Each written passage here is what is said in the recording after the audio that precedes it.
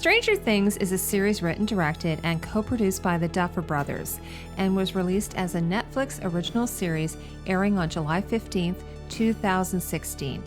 The show takes place in Hawkins, Indiana in 1983, where a young boy named Will Byers disappears into thin air.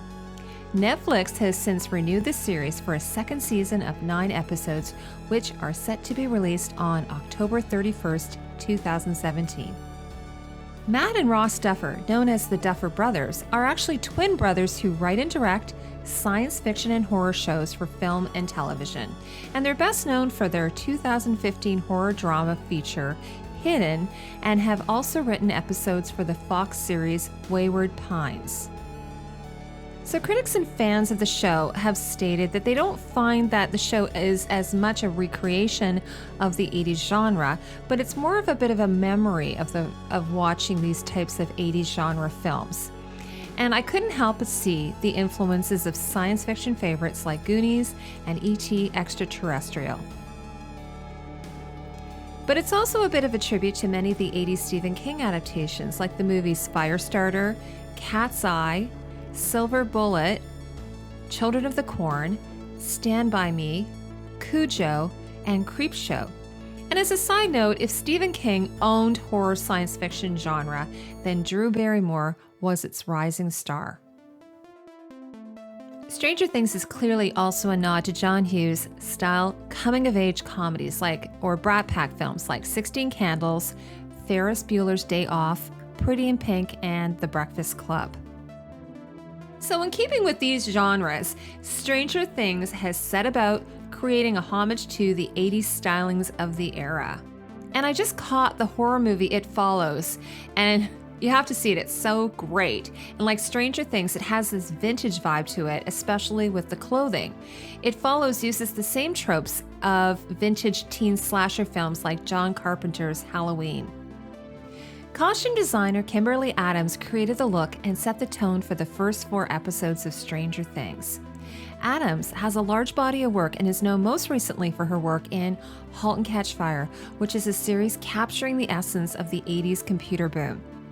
And largely known for her indie work, costume designer Malgosia Terzanska, who's seen on the right, finished off the series' other 4 episodes. So the pair were both nominated for a Costume Designer Guild Award, but lost out to Michelle Clapton for The Crown.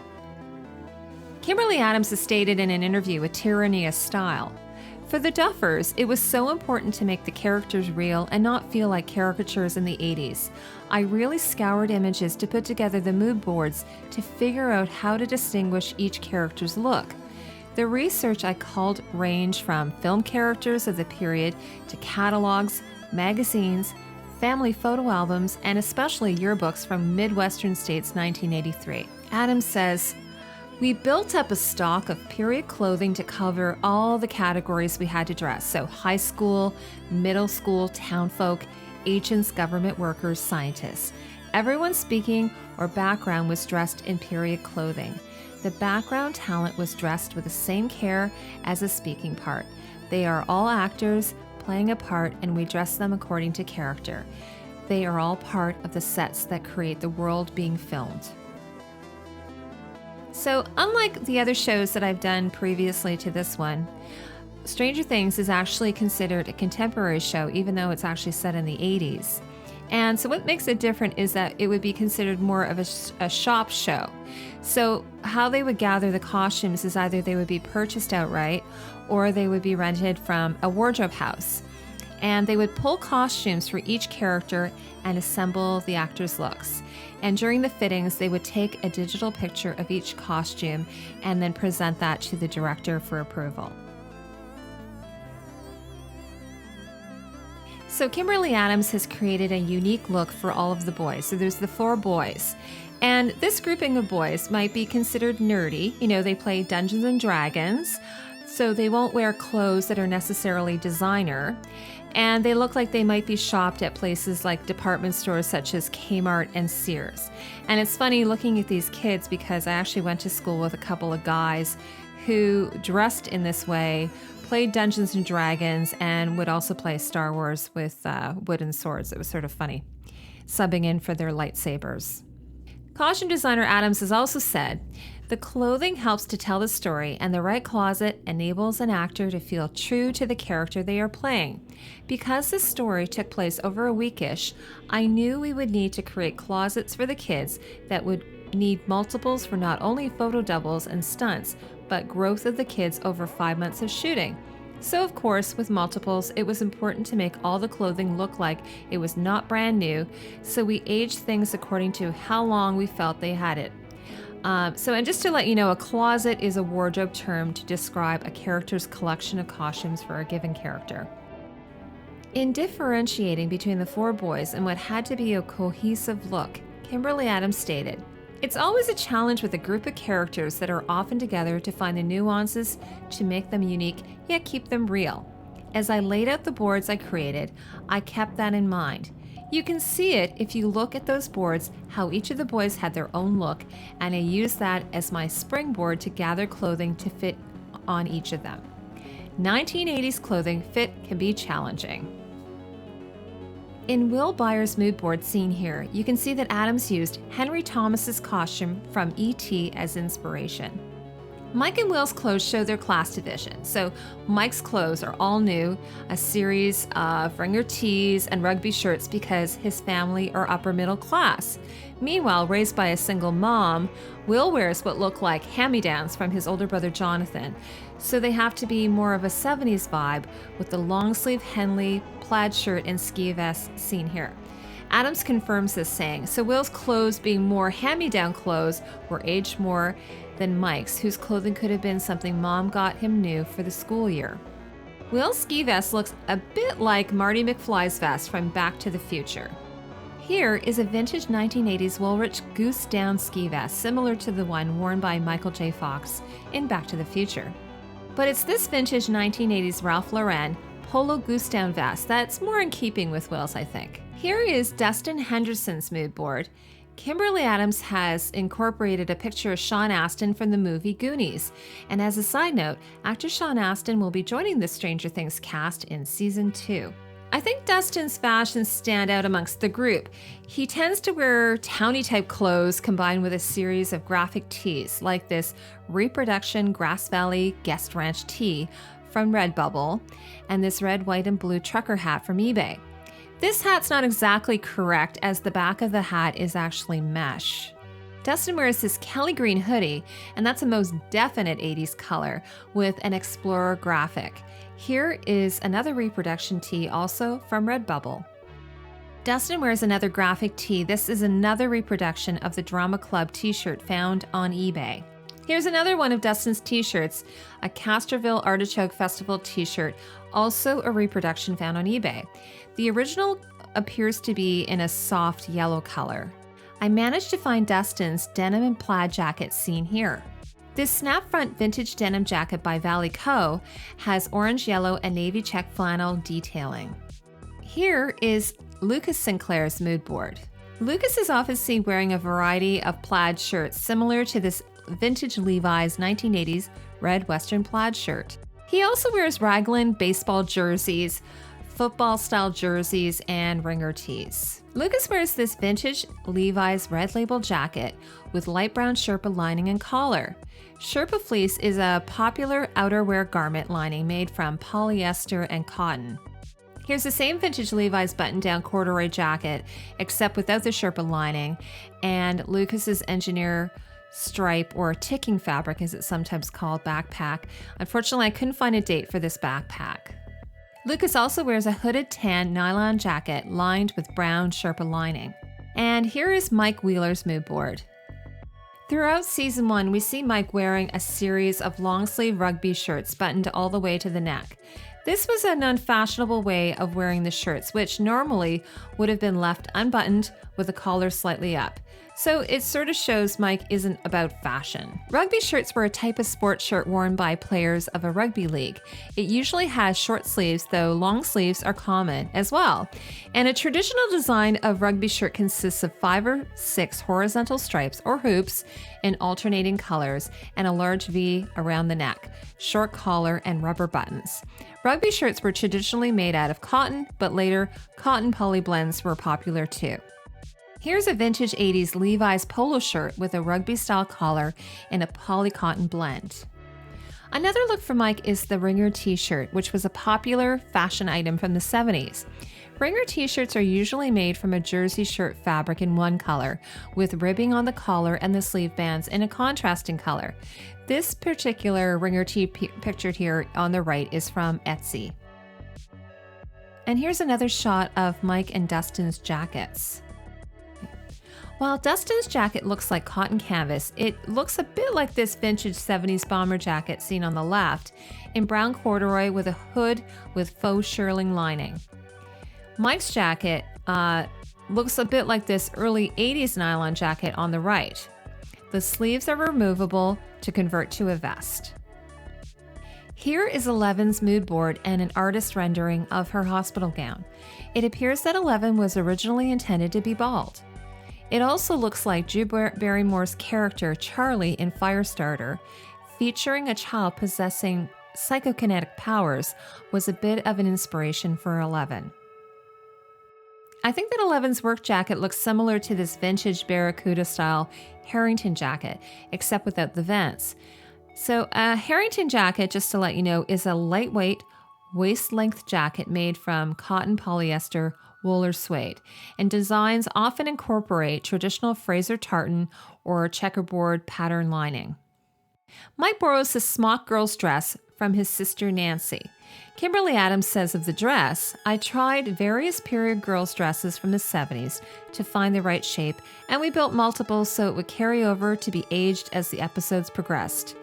Millie, who plays Eleven, brought so much emotion to the character with virtually no words, like a silent star." Here's a similar style of dress, this vintage cotton polyester blend from the 1970s by Polly Flinders. Polly Flinders was a brand name of children's clothing, popular in the 1960s and 70s, and known for their hand smocking. Joyce Byers, portrayed by actor Winona Ryder, is seen here with her oldest son, Jonathan. Joyce's clothing is a riot. It's like she's just dressing from clothing that has been lying at the foot of her bed all this time. Some of them she might even have borrowed from Jonathan's wardrobe, or maybe she took them from her ex-husband. So in this image, she's wearing her work uniform. Of Joyce's look, Kimberly Adams has said, "I gathered period clothing and we discovered what felt right for Joyce. She is a divorced mother of 2 boys trying to make ends meet. Her closet reflected the reality, and it was important that she be real, like all of the characters." Here's Joyce Byers' mood board with a few pictures of Meryl Streep from the 80s biographical drama Silkwood. Reportedly, Winona Ryder modeled her hair after Meryl Streep's character Karen Silkwood. So I just thought I'd throw this picture in here. This is a picture of me from the 80s with, I thought it was kind of a similar haircut. In keeping with what I was saying about Joyce borrowing from her son Jonathan's clothes, or maybe her ex-husband's clothes, Joyce wears this men's green army surplus style shirt. We know this because it buttons left over right, and she wears it over a burgundy crew neck shirt. Not the most stylish of choices, but considering that her son is missing, it does seem appropriate. Ryder's look can be achieved with this vintage army shirt jacket and this vintage 80s hang 10 long sleeve night top. Dr. Martin Brenner's clothes say very little about him except that he is very practical and understated. His suit gives very little information, although it appears to be very good quality, perhaps even tailored. His shirts look like this Brooks Brothers Oxford-style dress shirt with a button-down collar, an innovation that was developed by the Brooks Brothers company. Dr. Brenner's suit looks a bit like this 1980s Christian Dior men's heather gray 2-piece polyester blend suit that I found at Rusty Zipper, a vintage online clothing store.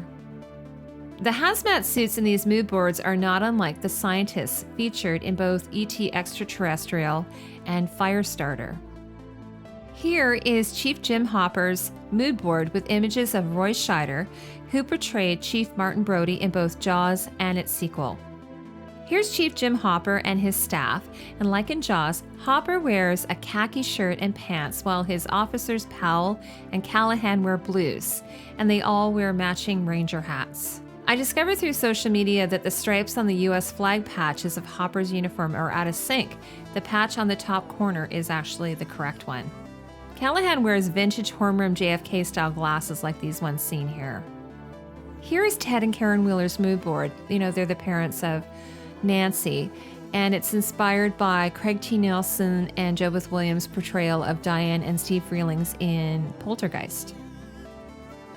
So Ted Wheeler, sitting on the left, he sort of dresses a bit like a pencil pusher of a middle-class family, looking as though he's just come home from a day of work, maybe auditing or adjusting insurance claims, something really boring. His character is less significant, and therefore he dresses very nondescript, allowing him a bit to blend into the background. I thought these vintage glasses are a pretty good likeness to his, by the way. Karen Wheeler, on the other hand, is more of a significant character than Ted. She dresses in a similar fashion to her daughter Nancy, so her clothes are good quality, classic garments in muted pastel colors and conservative stylings, so she's really no trendsetter. I thought this was a good likeness for her hair, this flip style achieved with a really good curling iron. Mr. Clark, being a science teacher, his outfits are a bit cliche. He's dressed in muted tones, wears cable knit sweaters and vests that are paired with neckties. I suspect he might be inspired by this guy here. My favorite part of this entire series are the teens. I was born a year after these characters, and even though I grew up in Canada, their wardrobe feels so authentic to me, like something that my friends and I would have worn back in the 80s. Here are Kimberly Adams' mood boards for Hawkins High School. Adams drew from her own high school experiences as inspiration for the students' wardrobe. For preppy inspiration, look no further than Making the Grade, which is sort of a really bad 80s teen comedy starring Judd Nelson with some over-the-top fashions. Here is Steve Harrington's mood board with Tom Cruise as inspiration from his role in All the Right Moves. Steve even wears the same leather Nikes as Tom Cruise's character. Here's a modern take on the classic Nike leather shoe. According to Kimberly Adams, Steve comes from a wealthy family and was what we called a prep in high school, preppy and cool. Polo shirts, Levi's, khakis, and Brooks Brothers basics worn with attitude. So a polo shirt, also known as a golf shirt and tennis shirt, it's a form of a shirt with a collar, a placket with typically 2 or 3 buttons, and an optional pocket. So the Lacoste brand of shirt, which was the most popular in the 80s, has a tennis tail and was invented in 1926 by French tennis champion René Lacoste. It was a staple of 80s preppy culture and available in a wide range of colors. It was the little crocodile crest on the left breast pocket that set it apart from its competitors. And unlike Clint Eastwood, preppies always wore their collars up, initially designed to prevent sunburn. Here are 2 examples of Ralph Lauren striped rugby shirts on the left from the 1980s. They were modeled after polo shirts but intended as casual dress. Ralph Lauren shirts were part of his polo collection with their very own version of the crocodile emblem, but in this case it was a little teeny tiny polo player. And on the right is a pair of 80s polo pants in khaki, and they're made of cotton twill. And no preppy look would be complete without a pair of leather deck shoes, this pair by Timberland, but without socks, of course. And I'm not sure if Joe Keery was cast for his acting talents or for that amazing head of hair. Just look at it. Maybe Judd Nelson or Rob Lowe offered some influence. One of my favorite pieces of clothing in this show is Steve's navy jacket. He wears it in several scenes. It's reminiscent of this vintage members only jacket in navy, or this Izod Lacoste jacket from the 1980s in royal blue. Or it might be an American version of this Harrington jacket or Barracuda jacket, as seen here on the coolest of cool guys, Steve McQueen. Here's Nancy Wheeler's mood board with some inspiration from Jennifer Jason Leigh's character in Fast Times at Ridgemount High. Adams says, Nancy was such fun to fit. Natalia enjoyed trying on period clothing and discovering her character. I took some inspiration from my high school years, but in the context of a Midwest girl as opposed to West Coast girl that I was. Her family is upper middle class, she is smart and sweet and feminine, and her closet needed to reflect that. Nancy has this girl next door look of 80s actress and Back to the Future star Leah Thompson. And Karen Allen, who plays Harrison Ford's sidekick in Raiders of the Lost Ark. The girl next door was a popular trope in 80s genre movies. Nancy wears a cropped cable knit sweater with some dark corduroy pants. I couldn't find the same sweater, but here's a really cute vintage sweater in pastel shades that I thought was in keeping with Nancy's palette. And if you add it to this pair of 1980s Ralph Lauren sport corduroy jean cut pants on the right, I think the entire look would be complete. In the scene with Jonathan doing target practice, Nancy is wearing a men's jacket here, indicated by the left over right buttoning pattern. Here's an example of a similar woman's vintage Levi's snap corduroy Sherpa line jacket. This jacket has the correct right over left formation. Here is Jonathan Byer's mood board with Adams using Elliot's older brother Michael from E.T. for inspiration. Is it me, or is Charlie Heaton, who plays Jonathan, channeling late actor River Phoenix, seen on the right? Jonathan wears this Sherpa line denim trucker jacket. Here is a vintage Wrangler denim trucker jacket that I found on eBay. Here's another one of Jonathan's trucker-style jackets. It appears to be a good likeness to this vintage Levi's red tab denim trucker jacket, again from eBay. Here's Barbara Holland's mood board. So I thought it was so funny because Barb looks just like my best friend from high school. She was a redhead just like Barb, except she was, rather than being overweight, she was just really tall, like 6 feet tall. And of course, I was nothing like Nancy. I was actually 5'7" myself. Kimberly Adams says of dressing Barb, I believe it was Shannon's first role, so fittings were new to her, but she enjoyed the process of discovering the character. So we tried on lots of clothing, but when she put on that first ruffled plaid blouse, we both looked at each other and knew we had found her. Again, when you see the actor become the character in the mirror, it's really rewarding. Barb wears a series of what are referred to as secretary blouses. So here's a selection of vintage blouses that I found online. And making Barb's look complete are a pair of stonewashed or acid-washed jeans. Here's a pair of acid-washed denim jeans from the 80s by a company called Bonjour Mode. One of the best aspects of Barb are her oversized eyeglasses, of course. Here are some 80s vintage tortoiseshell style in red amber. Okay, and again, for fun, I thought I'd throw in a few pictures of my glasses. So the ones on the left, they're actually from the late 70s, while the ones on the right are from the mid 80s. And you can see that the frames got bigger from one decade to the next. Barb also wears this quilted look jacket with matching toggles. So I couldn't find anything that matched this completely, but here's a pretty close version. Although this Burberry Lisfa diamond quilted coat jacket is actually modern and not vintage. Tommy H, seen on the left, is dressed in a sporty preppy look, while Jonathan, in contrast, is dressed down in more ways than one. Jonathan's shirt looks similar to this vintage Levi's dark gray denim shirt. Tommy's jacket, meanwhile, looks similar to either of these. On the left, a vintage Lacoste navy blue track jacket, or on the right, this vintage polo windbreaker jacket. And I think Tommy's jacket seen here looks like it might be a Melton wool school jacket with elastic cuffs, waistband, and a collar. And while I couldn't find something like that, I thought this vintage 1980s Jordache track jacket is a pretty good likeness. And finally, a reunited Nancy and Steve wear these adorable little outfits. I especially love Nancy's denim skirt. I looked for something similar and discovered this Zara denim snap front skirt. It's not actually vintage, but it has that 80s look to it. And here is a very close likeness to Steve's Christmas sweater. This polo by Ralph Lauren hand-knit reindeer sweater can be found at F as in Frank Vintage. So I'm pretty jazzed and excited to see what will come in season 2 of Stranger Things when Netflix airs all 9 episodes on Halloween this year. What are some of your favorite costumes from Stranger Things? Are you looking forward to season 2? If so, let me know in the comment section below. And if you enjoyed this video, please like and share this video. And don't forget to subscribe so that you don't miss more of my costume analysis. Thank you so much for watching.